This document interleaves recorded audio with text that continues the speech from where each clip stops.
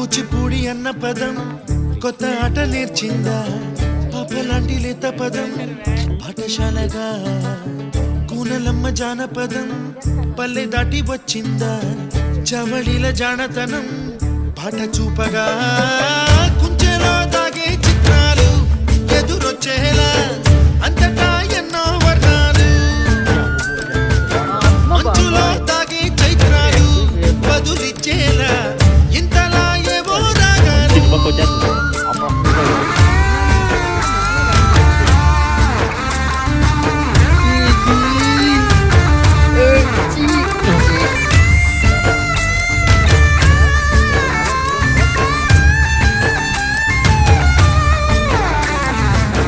ఆకతాయి సందడిగా